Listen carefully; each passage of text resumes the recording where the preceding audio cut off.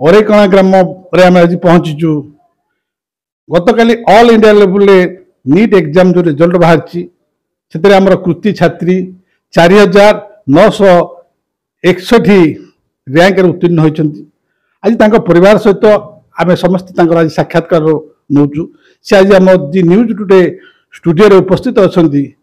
ତାଙ୍କ ବାପା ମା ୱିଥ୍ କୃତି ଛାତ୍ରୀ ଆଜି ତାଙ୍କଠୁ ଆମେ କିଛି ବୁଝି ନେବା ସେ କିଭଳି ରେଜଲ୍ଟରେ ସଫଳତା ପାଇଛନ୍ତି। ସେ ତୁମ ନାଁ କ'ଣ କୁହ? ଶ୍ରଦ୍ଧାଞ୍ଜଳି ରାୟ। ତୁମେ କାଲି ଯେଉଁ ନିଟ୍ ରେଜଲ୍ଟ ବାହାରିଲା ସେଥିରେ ତୁମେ କେତେ କ'ଣ ଖୁସି ଅଛ ଆଉ ତୁମ ସେଥିପାଇଁ ତୁମେ କାହାକୁ ବେଶୀ ଯିଏକି ତୁମକୁ ଏଥିରେ ସଫଳତା ପାଇବା ପାଇଁ ପ୍ରୋତ୍ସାହନ ଦେଇଥିଲେ ତାଙ୍କ ବିଷୟରେ ଟିକେ କ'ଣ କୁହ? ହଁ, ମୁଁ ବହୁତ ଖୁସି ଅଛି। ମୋ ବାପା ମା ଶିକ୍ଷକମାନେ ମୋତେ ତାଙ୍କ ସାହାଯ୍ୟରେ ହିଁ ମୁଁ ସବୁ ପାଇପାରିଛି। ପିଲାବେଳୁ ତୁମେ କ'ଣ କେମିତି କ'ଣ ଇଚ୍ଛା ଥିଲା ଆଜି ତୁମେ ସଫଳତା ପାଇଛ? ପିଲାବେଳୁ ତୁମେ କ'ଣ ପଢ଼ାପଢ଼ି କର କେମିତି ତୁମର ରେଜଲ୍ଟ ହୁଏ ସେ ବିଷୟରେ ଟିକେ ଜଣା। ହଁ, ପିଲାବେଳୁ ହିଁ ଭଲ ଥିଲା। ମୁଁ ଛୋଟବେଳୁ ହିଁ ଭଲ ପଢ଼ୁଥିଲି। ହାଇସ୍କୁଲ କ୍ୟାରିୟରରେ କ'ଣ କେମିତି ରେଜଲ୍ଟ ତୁମର ହୁଏ? ହାଇସ୍କୁଲରେ ତୁମେ ଯିଏକି ମ୍ୟାଟ୍ରିକ ରେଜଲ୍ଟ କ'ଣ କରିଥିଲ? ପ୍ଲସ୍ ଟୁ କେଉଁଠି ପଢ଼ୁଥିଲ ସେ ବିଷୟରେ ଟିକେ ଆମକୁ କୁହ। ହାଇସ୍କୁଲରେ ମୁଁ ଆମ ଗାଁର ହିଁ ଗୋଟେ ଗଭର୍ଣ୍ଣମେଣ୍ଟ ପଞ୍ଚାୟତ ହାଇସ୍କୁଲରେ ପଢ଼ୁଥିଲି। ସେଠି ଆମର ଯିଏ ଥିଲେ ସଞ୍ଜୟ ସାର୍, ଅର୍ଖିତ ସାର୍, ବିଜ୍ଞାନ ଆଉ ଇଂଲିଶର ଶିକ୍ଷକମାନେ ମୋତେ ବହୁତ ପ୍ରୋତ୍ସାହନ କରିଥିଲେ। ଆଉ ତା ସହିତ ମୁଁ 11-12ଟା ଡ୍ରିମ୍ସ ୟୁନିଭର୍ସିଟିରେ ପଢ଼ିଥିଲି। ଆଉ ଏଇ ଯେଉଁ ବର୍ତ୍ତମାନ ତୁମେ ମେଡ଼ିକାଲ ପାଇଲ ଯେ କୋଚିଂ ତ ସାର୍ମାନଙ୍କୁ କ'ଣ କେତେ ତୁମେ ସଫଳତା ପାଇଁ ତୁମକୁ କୃତଜ୍ଞତା ଜଣାଇବ ଟିକେ? ମୁଁ ଆକାଶ ଇନଷ୍ଟିଚ୍ୟୁସନରୁ କୋଚିଂ ନେଇଥିଲି। ସେଠି ସବୁ ସାର୍ ମ୍ୟାମ୍ ଭଲ ଥିଲେ, ଭଲ ପଢ଼ାନ୍ତି। କେତେ ଥର ପରିଶ୍ରମ କଲା ପରେ ଏ ରେଜଲ୍ଟ ସଫଳତା ପାଇଛ? କେତେ ଥର ଏକ୍ଜାମ ଦେଇଛ ନିଟ୍ ଏକ୍ଜାମ? ଏଇଟା ମୋର ସେକେଣ୍ଡ ଡ୍ରପ୍ ଥିଲା। Second drop. ଆଚ୍ଛା, ଆପରେ ତୁମେ କେଉଁଠି ବର୍ତ୍ତମାନ ପଢ଼ିବା ପାଇଁ ତୁମର ଇଚ୍ଛା ବେଶୀ? ଯେ ରେଜଲ୍ଟ ତ ବାହାରିଲା ଏବେ ପଢ଼ିବା ତୁମର ଇଚ୍ଛା ବହୁତ କେଉଁଥିରେ କେଉଁଠି କଲେଜରେ ପଢ଼ିବା ପାଇଁ ଇଚ୍ଛା ଅଛି ସେ ବିଷୟରେ ଟିକେ ଆମକୁ ଜଣାଇଲ। ରାଙ୍କ ହିସାବରେ SCB ମେଡ଼ିକାଲ କଲେଜ କଟକ ହେଲେ ସେଇଥିରେ ପଢ଼ିବା ପାଇଁ ଚାହିଁବି। ଏ ବର୍ତ୍ତମାନ ଯେଉଁ ରେଜଲ୍ଟ ବାହାରିଲା ତୁମେ ତାପରେ ବର୍ତ୍ତମାନ SCBରେ ଆଡ଼ମିସନ୍ କଲା ପରେ ତୁମେ ମେଡ଼ିକାଲ 5 ବର୍ଷ ପଢ଼ିଲା ପରେ କ'ଣ ମାନେ ଚାକିରି କରିବ ନା ଏମିତି ସମାଜର କ'ଣ ସେବା କରିବ ସେ ବିଷୟରେ ଆମକୁ ଜଣାଇଲ। ହଁ, ମୁଁ 5 ବର୍ଷ ପଢ଼ିବା ପରେ ସମାଜର ସେବା ସହିତ PG କରିବାକୁ ଚାହିଁବି।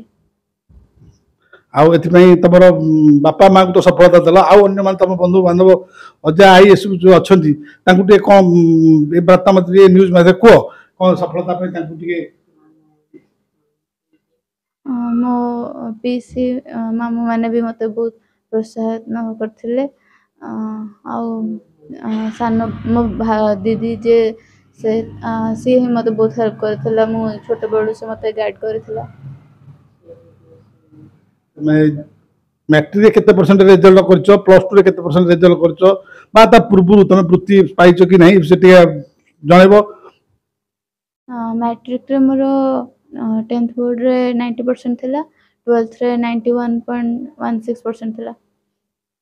ପୂର୍ବରୁ ଯେ ପିଲାବେଳେ ପ୍ରାଇମେରୀରେ କିଛି ବୃତ୍ତି ପରୀକ୍ଷା ଦେଇଥିଲ ସେଥିରେ କ'ଣ କିଛି ବୃତ୍ତି ପାଇଛ? ହଁ, ମୁଁ 6th କ୍ଲାସରେ ଓଡ଼ିଶା ଆଦର୍ଶ ବିଦ୍ୟାଳୟ ପରୀକ୍ଷାରେ ସେ ଏକ୍ଜାମରେ ପାସ୍ କରି ସେଠି ଗୋଟେ ବର୍ଷ ପଢ଼ିଥିଲି। ତାପରେ କିନ୍ତୁ ପଳେଇ ଆସିଥିଲି ଆମ ଗାଁ ଗଭର୍ଣ୍ଣମେଣ୍ଟ ସ୍କୁଲକୁ ହେଲ୍ଥ ଇସ୍ୟୁଜ୍ ଲାଗି। ଭାଇ ବର୍ତ୍ତମାନ ତୁମେ ଯେଉଁ ରେଜଲ୍ଟ ସଫଳତା ପାଇଛ ଦିନକୁ କେତେ ଘଣ୍ଟା ପାଠ ପଢ଼ ଆଉ ଆ ବିଷୟରେ ତୁମେ ଟିକେ ଅଲଗା ଯେଉଁ ପିଲାମାନେ ବର୍ତ୍ତମାନ ଜୁନିୟର ପିଲାମାନେ ଅଛନ୍ତି ନେକ୍ସଟ ଇୟରକୁ ନିଟ୍ ଏକ୍ଜାମ ଦେବେ ତାଙ୍କୁ ଟିକେ ତୁମେ ଟିକେ କ'ଣ କୁହ କି କେତେ ଘଣ୍ଟା ପରିଶ୍ରମ କଲେ ଏ ରେଜଲ୍ଟ ସଫଳତା ପାଇବେ ତାଙ୍କୁ ଯିଏକି ସେ ଜଣେ ଉପକୃତ ହେବେ? ନିଟ୍ ଲାଗି ମୁଖ୍ୟତଃ NCERT ବହି ଫଲୋ କରିବା ପାଇଁ ମୁଁ କହିବି। ସାର୍ ଆପଣଙ୍କ ଝିଅ କାଲି ଯେଉଁ ରେଜଲ୍ଟ କରିଛି ଅଲ୍ ଇଣ୍ଡିଆ ଲେବୁଲରେ ଯେଉଁ 4961 ର୍ୟାଙ୍କରେ ଉତ୍ତୀର୍ଣ୍ଣ ହୋଇଛି ସେଥିପାଇଁ ଆପଣ କ'ଣ କେତେ ଖୁସି ଅଛନ୍ତି ବାପା ହିସାବରେ ଆପଣ ଟିକେ କୁହନ୍ତୁ। ହଁ, ମୋ ନାଁ ସରୋଜ କୁମାର ରାୟ। କାଲି ଆମର ଅଲ୍ ଇଣ୍ଡିଆ ନିଟ୍ର ରେଜଲ୍ଟ ବାହାରିଲା। ଆମର ଝିଅଟା ହେଉଛି ସେକେଣ୍ଡ ଡ୍ରପ୍ ଏବଂ ସେଥିରେ ସେ 4961 ର୍ୟାଙ୍କରେ ଅଲ୍ ଇଣ୍ଡିଆ ର୍ୟାଙ୍କରେ ଉତ୍ତୀର୍ଣ୍ଣ ହୋଇଛି। ଏବଂ ତାର ଏଇଟା ହେଉଛି ନିଜର ସେଲ୍ଫ ଷ୍ଟଡି ଏବଂ ପିଲା ନିଜେ ଯେତେ ପ୍ରିପେୟାର ହେବ ଏବଂ ସେତିକି ସେ ଆଗକୁ ହିଁ ଯିବ। ସେଥିରେ ବାପା ମା କେବଳ କ'ଣ କରିବେ, ଗାଇଡ଼ କରି ତାଙ୍କୁ ଆଗକୁ ଛାଡ଼ିବେ। ସେଇଟା ହେଉଛି ପିଲା ଯେଉଁ ଭଳିଆ ପରିଶ୍ରମ କରିପାରିବ ସେ ସେତେ ଉତ୍ତୀର୍ଣ୍ଣ ଭଲସେ ହେଇପାରିବ। ଏ ବିଷୟରେ ଆପଣ ବର୍ତ୍ତମାନ ଓଡ଼ିଶାର ଅଲଗା ଗାର୍ଡ଼ିଆନ୍ ଯେଉଁମାନେ ପିଲା ନେକ୍ସଟ ଇୟରକୁ ନିଟ୍ ଏକ୍ଜାମ୍ ଦେବେ, ସେମାନେ କିଭଳି ଗାର୍ଡ଼ିଆନ୍ ମାନେ ପିଲାମାନଙ୍କୁ ଗାଇଡ଼ କରିବେ ତା ବିଷୟରେ ଟିକେ ଆପଣ ଟିକେ ମ୍ୟାଡ଼ାମ୍ ଆପଣ ପରିଚୟ ଦିଅନ୍ତୁ। ମୁଁ କହିବି ମୁଁ ତ ପିଲାଙ୍କୁ ମୂଳରୁ ଠିକ୍ ନ କଲେ ସେମାନେ ଭବିଷ୍ୟତକୁ ତିଆରି ହେଇପାରିବେନି। ତେଣୁ ମୂଳଦୁଆକୁ ଆଗେ ଷ୍ଟ୍ରଙ୍ଗ ରଖନ୍ତୁ ସବୁ ବାପା ମା', ଆଉ ଠିକ୍ ବାଟରେ ନିଅନ୍ତୁ। ନିଶ୍ଚିନ୍ତ ଭାବେ ପିଲା ଲକ୍ଷ୍ୟସ୍ଥଳରେ ପହଞ୍ଚିବ। ସେ ଭରସା ଠାକୁରଙ୍କ ପାଖରେ ରଖନ୍ତୁ। ହଁ, ଆପଣ ଝିଅ ମେଡ଼ିକାଲ ସରିଲା ପରେ କ'ଣ ଯେ କି ସେ କରିବ ବୋଲି ଆପଣ ଚିନ୍ତା କରୁଛନ୍ତି? ଯେ ଏଭଳି ଡାକ୍ତରୀ ଚାକିରି କରିବ ନା ଚାକିରି ନ କରି ବି ସମାଜର କିଛି ସେବା କାର୍ଯ୍ୟ କରିବ, ଏସବୁ ଭିତରେ ଟିକେ ଆପଣ ଆମକୁ ଜଣାନ୍ତୁ। ନାଇଁ, ଚାକିରି କରିବ, କିନ୍ତୁ ସେଇ ଚାକିରି ତ ହିଁ ମାନବ ସେବା ହିଁ ମାଧବ ସେବା। ଈଶ୍ୱର ସେଇଥିରେ ହିଁ ଶାନ୍ତି ହେବେ। ମୁଁ ସେମାନଙ୍କୁ ଜନସେବାରେ ଛାଡ଼ି ଦେଇଛି, ଆଉ କିଛି ନାହିଁ। ଚାକିରି ସହିତ ହିଁ ସେବା କରିବ। ନାଇଁ, ସଫଳତା ପାଇଁ ଆପଣ ଅନ୍ୟ କେଉଁମାନଙ୍କୁ ସବୁ ବେଶୀ ଯେ କି ଧନ୍ୟବାଦ ଦେବେ, ତାର ସହଯୋଗ କେଉଁମାନେ କରିଛନ୍ତି ଆପଣ ତାଙ୍କୁ ଟିକେ ଜଣାନ୍ତୁ। ବିଶେଷ କରି ତାଙ୍କ ବାପା ଆଉ ତାଙ୍କ ଆମ ଗଭର୍ଣ୍ଣମେଣ୍ଟ ହାଇସ୍କୁଲର ଯେତେବେଳେ ମୁଁ ଆଦର୍ଶ ବିଦ୍ୟାଳୟରୁ ଆମ ଧର୍ମଶାଳା ଆଦର୍ଶ ବିଦ୍ୟାଳୟରୁ ମୁଁ ତାକୁ ନେଇ ଆସିଲି ହଷ୍ଟେଲ ନ ହେବାରୁ ବହୁତ ମନ ଦୁଃଖର ସହିତ, କିନ୍ତୁ ମୁଁ ଏଇ ସ୍କୁଲରେ ବି ଟିଚର ଅଛି। ପଞ୍ଚାୟତ ଗଭର୍ଣ୍ଣମେଣ୍ଟ ହାଇସ୍କୁଲର ମାଇନର ସ୍କୁଲରେ ଥିଲି ଟିଚର, ଆସିଷ୍ଟାଣ୍ଟ ଟିଚର। କିନ୍ତୁ ସେଠି ମୁଁ ଯେତେବେଳେ ଦେଖିଲି ଆମ ସେଇ ହାଇସ୍କୁଲ ସାର୍ମାନଙ୍କ ଉପରେ ଭରସା କରି ସଞ୍ଜୟ ସାର୍ ଆଉ ଗଣେଶ୍ୱର ସାର୍, ଅରିଜିତ ସାର୍ ଏବଂ ଅନ୍ୟ ସମସ୍ତ ଷ୍ଟାଫ୍ ମୁଁ ଦେଖିଲି ବହୁତ ବଢ଼ିଆ ପଢ଼ଉଛନ୍ତି, ଆଉ ସେ ମୋ ପିଲା ପାଇଁ ବହୁତ ସମୟ ବି ଦେଇଛନ୍ତି।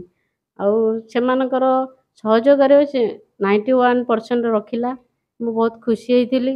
ସାର୍ମାନଙ୍କୁ ବହୁତ ଧନ୍ୟବାଦ ବି କରିଥିଲି। ଆଉ ତାପରେ ଯେଉଁ ଡ୍ରିମ୍ସ କଲେଜରେ ନେଇ ତାକୁ ଛାଡ଼ିଥିଲି, ମୋ ପାଖରୁ ସେମାନେ ଟଙ୍କାଟେ ବି ନେଇନାହାନ୍ତି, କେବଳ ମୁଁ ଫର୍ମ ଫିଲ୍ଅପ୍ ପଇସା ଦେଇଛି। ସେଠି ବି ସେ କଲେଜ ଟପର ହୋଇଥିଲା, 92% ରଖିଲା।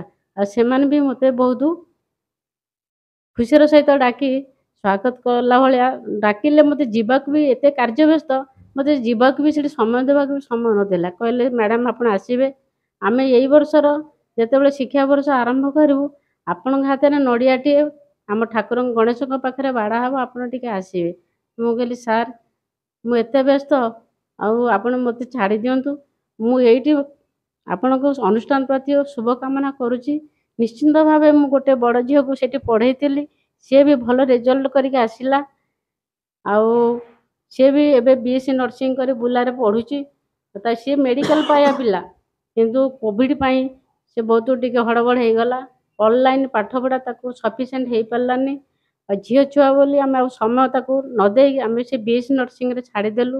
ତାର ବି ଏ ବର୍ଷ 4th ଇୟର। ମୁଁ ଆପଣ ବିଶ୍ୱାସ କରନ୍ତୁ କିଛି ଭାବିବାର ନାହିଁ, ମୁଁ ନଗଲେ ବି ମୋର ଏଇଠାରୁ ବି ମୁଁ ଠାକୁରଙ୍କୁ ଡାକୁଛି ଆପଣଙ୍କ ଅନୁଷ୍ଠାନ ନିଶ୍ଚିନ୍ତ ଭାବେ ୟୁନିଭର୍ସିଟି ହେଇଯିବ। ଆଉ ସେଇ ବର୍ଷ ଆମ ଝିଅ ଯେଉଁ ବର୍ଷ ଟପର ହେଇଗଲା, ସେଇ ବର୍ଷ ହିଁ ତାଙ୍କ କଲେଜ ୟୁନିଭର୍ସିଟିର ପାଇଗଲା, ମାନ୍ୟତା ପାଇଲା। ମେଡ଼ିକାଲ ସିଟ୍ ବି ପାଇଗଲା, MBBS ସେଠି ଖୋଲା ହେଲା।